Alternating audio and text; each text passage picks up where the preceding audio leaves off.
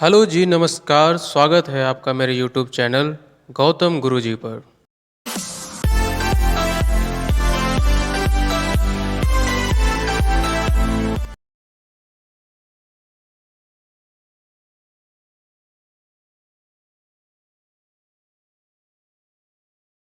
महोदय, भारत के ग्रामीण विकास का इतिहास बहुत प्रशंसनीय माना जा सकता है। पिछड़े क्षेत्रों में योजनाबद्ध तरीके से कार्य किया गया है।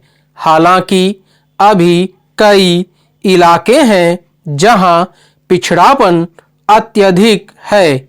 ग्रामों के विकास से तात्पर्य उनके सर्वांगीण विकास से है, जिसमें सामाजिक, राजनैतिक और आर्थिक पहलू मुख्य रूप से होते हैं।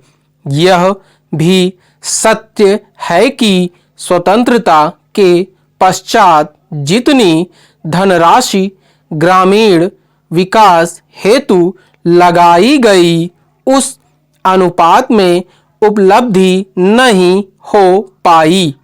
समय समय पर सरकार द्वारा विकास की धीमी गति और निहित कठिनाइयों व कमियों का विश्लेषण किया गया।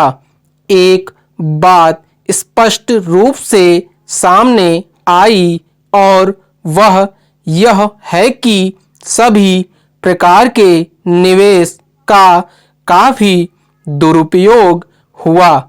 इसके कई कारण रहे हैं, जैसे कि अधिकांश व्यक्तियों का गरीब और निरक्षर होना, कुछ एक प्रभावी व्यक्तियों का मनमानी करना और किए हुए कार्यों के आकलन का अभाव।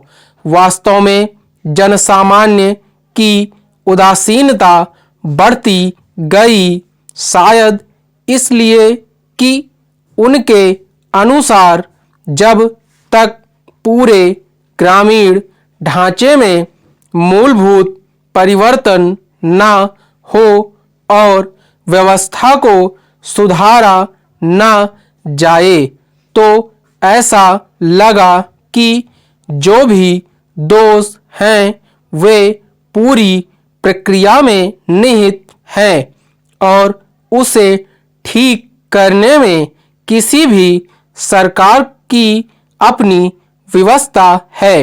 एक प्रकार से जनसाधारण ने मान लिया कि चूंकि इस विशाल देश में हर जगह अमीरों और सशक्त व्यक्तियों का बोलबाला है, जो कुछ भी सरकार करती है उसमें किसी व्यक्ति विशेषज्ञ या समुदाय द्वारा परिवर्तन की बात करना निरर्थक होगा।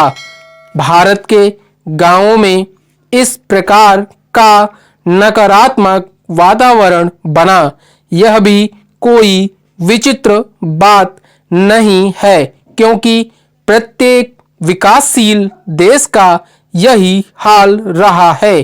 भारत तो वैसे भी सदियों तक दास्ता में रहा और गांवों में सामंतवाद ने सीधे साधे ग्रामीण समाज को अपने शिकंजे में जकड़ रखा था। निसंदेह इस पृष्ठभूमि में सरकार ने जो भी सुधार किए वे प्रशंसनीय हैं। जनसाधारण के शोषण को रोका गया। पंचायती राज की स्थापना से एक नई जागृति आई और लोगों को अपने अधिकारों की जानकारी मिली। आर्थिक खुशहाली भी अनेक गांवों में आई। कई प्रकार की सामान्य सुविधाएं उपलब्ध कराई गई।